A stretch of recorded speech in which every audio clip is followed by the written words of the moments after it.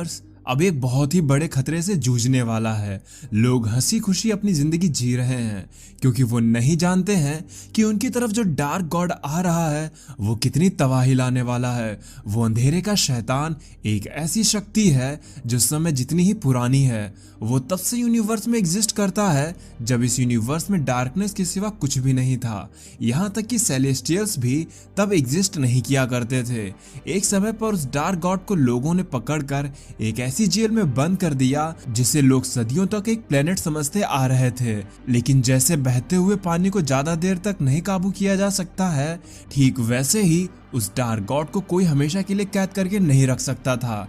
वो dark God अपनी उस जेल से आजाद हो चुका है। उसकी ताकत इतनी है कि उसके सिर्फ एक वेपन ने गॉड द गॉड ऑफ विचर को जन्म दिया, जिसे हराने के लिए Thor the god of thunder को अपने प्रेजेंट, पास्ट और फ्यूचर के वर्जन के साथ मिलकर उसे हराना पड़ा। लोग उस वेपन को नेक्रो स्वॉर्ड कहते थे, लेकिन अब वो कहाँ है ये कोई नहीं जानता है। उस डार्क गॉड के कई सारे अंश इस यूनिवर्स में सदियों से भटक रहे हैं। उनमें से कुछ ने तो कईयों को कुछ पावर्स भी दी हैं जिन पर उस डार्क गॉड का पूरा कंट्रोल है। इस समय गॉड ऑफ थंडर थॉर भी अपनी ही उलझनों में परेशान है। उसकी अपनी ही अल्टरनेट पर्सनालिटी डॉक्टर ब्लेक उसके लिए खतरा बनकर सामने आने वाली है। और ब्लेक ही नहीं, उसे तो ब्लैक विंटर ने ऐसा विजन दिखाया जिसको देखने के बाद कोई भी सहम जाए। बाकी के हीरोज भी अर्थ पर एम्पायर इवेंट के दौरान क्रीस्टल में लड़ने में बिजी हैं। तो अगर इस समय वो गॉड अर्थ की ओर बढ़ता है तो उसे रोकने वाला कौन होगा, ये चीज तो हमें स्टोरी के आगे बढ़ते रहने पर ही पता चलेगी। और शायद ये कॉमिक बुक 2021 में ही कंप्लीट हो पाएगी, क्योंकि ये एक ऑनगोइंग सीरीज है जिसके पार्ट्स आने पर मैं इसके वीडियोस अपलोड करता रहूंगा। तो चलिए गाइस, ईयरफोन लगाकर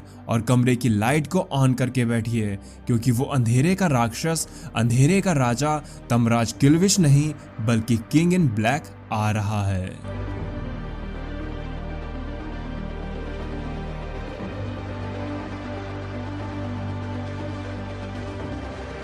स्पेस सेक्टर 23।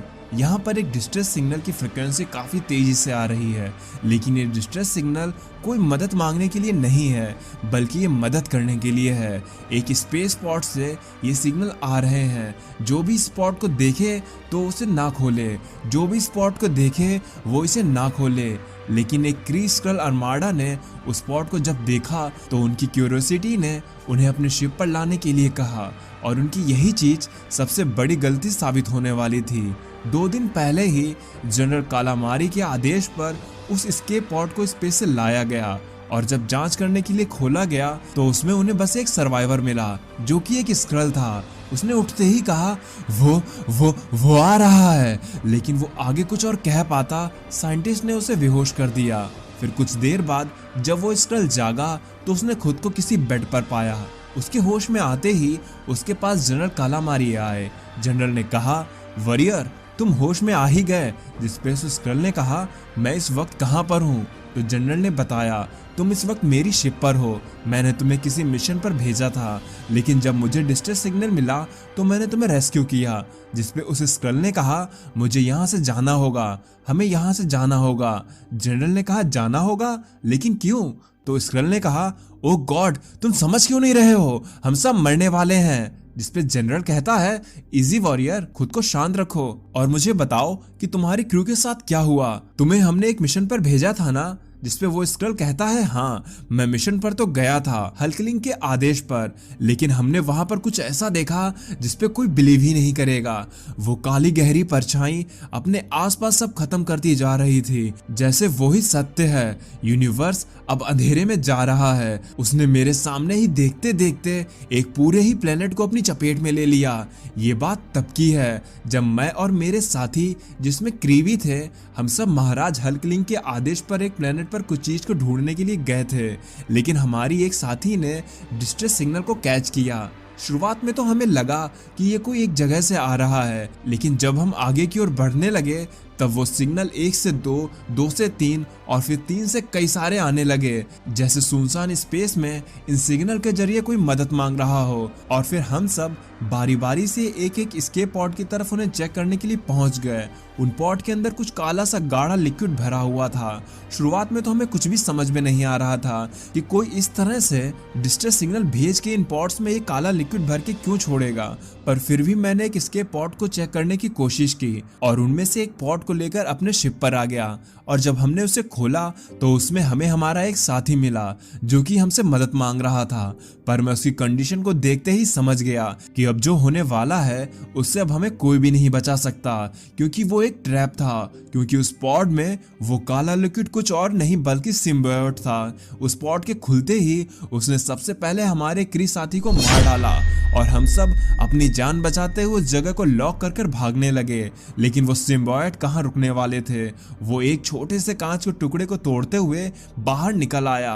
ट्रेजेक्टरी कह रहा था कि हम इसे नहीं रोक सकते हैं, तो अच्छा यही होगा कि इसे हम यहीं पर सील कर दें, क्योंकि अगर हम कहीं जाएंगे तो ये सिम्बायोट वहां भी आ जाएंगे। पर वो कुछ एक्शन ले पाता कि तभी उस सिम्बायोट ने उसे पकड़ लिया। लेकिन इस शिप से बाहर हमारे दूसरे साथी अभी भी इस बात से अनजान थे। हमने उन्हें उन पॉड्स को ना खोलने के लिए कहा, लेकिन हमारी कम्युनिकेशन फ्रीक्वेंसी इतनी लो थी कि उन्हें कुछ सुनाई ही नहीं दे रहा था। पर अब उन्हें कुछ भी सुनने की जरूरत नहीं थी, क्योंकि उसने कुछ ऐसा देख लिया था जो शायद उसके लिए जिंदगी का आखिरी मंजर बनने वाला था, क्योंकि उसकी तरफ सिम्बायोट ड्रैगन आ रहे थे।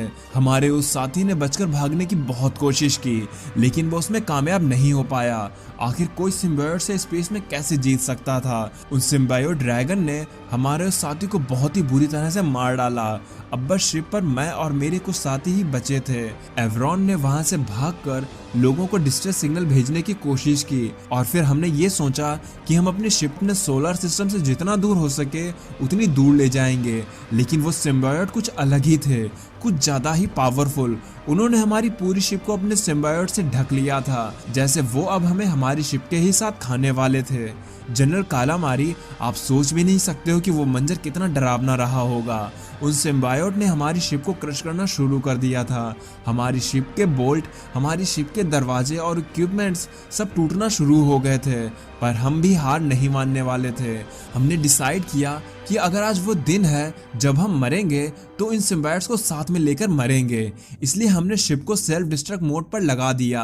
ये शिप अब 3 मिनट के अंदर फटने वाली थी, पर वो 3 मिनट भी जैसे हमारे लिए 30 घंटे बन चुके थे। समय के साथ बीतता एक एक पल हमें बहुत लंबा लग रहा था। हम उस समय के लिए कुछ सिम्बायोट्स को कम करने की कोशिश कर रहे थे, पर ऐसा कहाँ होने वाला था। यहाँ तक कि हमने शिप की ग्रेविटी को भी 0 कर दिया।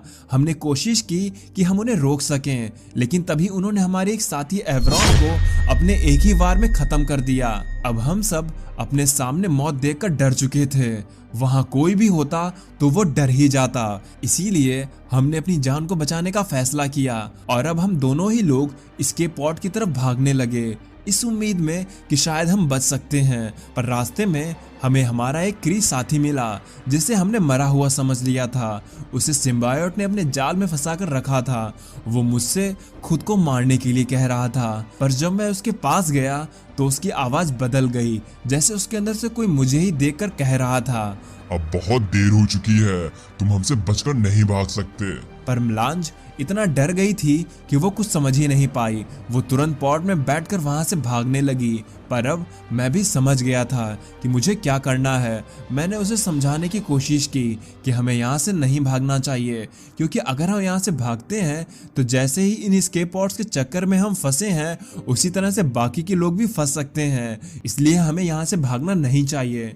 पर तभी मेरे सामने वो आया। उसे देखकर मैं डर गया। उसके काले शरीर पर सफेद बाल और गहरी खून से सनी लाल आंखें थीं। उसका लुक इतना डरावना था कि कोई भी डर जाए। उसने मुझसे कहा, ये यूनिवर्स अब अंधेरे में जाने वाला है। वो अब सभी गैलेक्सीज को खत्म करके अपने साम्राज्य को खड़ा करेगा, अपना खुद का अंधेरे का साम्राज्य। उसको देखकर मैं इतना डर गया कि मैं बस वहां से जल्दी भागने के लिए कुछ भी कर सकता था। मैं तुरंत ही एक एस्केप पॉड में बैठ गया। वो आदमी मुझसे कहने लगा, तुम क्यों भाग रहे हो जब भागने के लिए कुछ जगह ही नहीं बची है, और जो बचा है वो भी अब जल्दी खत्म हो जाएगा। तुम भागो। तुम अगर भाग सकते हो तो भागो, क्योंकि मैं तुम्हें जल्दी ही ढूंढ लूंगा और तब हम फिर से एक होंगे। मैं बस वहां से तुरंत भाग लिया। उन ड्रैगन्स ने मुझे खाने की कोशिश की, पर तभी हमारी शिप सेल्फ डिस्ट्रक्ट के चलते ब्लास्ट हो गई। मुझे लगा कि वो मर गया। मैंने उसे मार दिया, पर मैं गलत था। मैंने इसीलिए स्पेस में किसी भी एस्केप पॉड को ना खोलने का मैसेज भेजा था कि कोई भी उन्हें ना खोले, पर अब बहुत देर हो चुकी है। मैं उसे सेंस कर सकता हूँ, वो यहीं कहीं पर है। वो अब यहाँ कभी भी किसी भी वक्त आ सकता है। अभी उस स्क्रल की बात खत्म भी नहीं हुई थी कि वो सिम्बायोट वहाँ आ पहुँचते हैं, और उन ड्रैगन्स पर जो शख्स सवार होकर आ रहा है वो कोई और नहीं बल्कि एक dark king, the god of symbiote null है। और अब वो इस यूनिवर्स को ख़त्म करने के लिए, अपने डार्क किंगडम को बढ़ाने के लिए अर्थ की ही तरफ बढ़ रहा है। तो कैसे इसे हमारे हीरोज रोकेंगे, आगे हम यही जानेंगे। तो अगर आपको ये एपिसोड पसंद आया हो तो इस वीडियो को लाइक करना। लाइक टारगेट एम करता हूँ 2000 लाइक का। देखता हूँ कि आप लोग ऐसा कर पाते हैं या नहीं। तो अब मैं चलता हूँ, आप मेरी बाकी की वीडियोज़ एंजॉय करें और खुश रहें।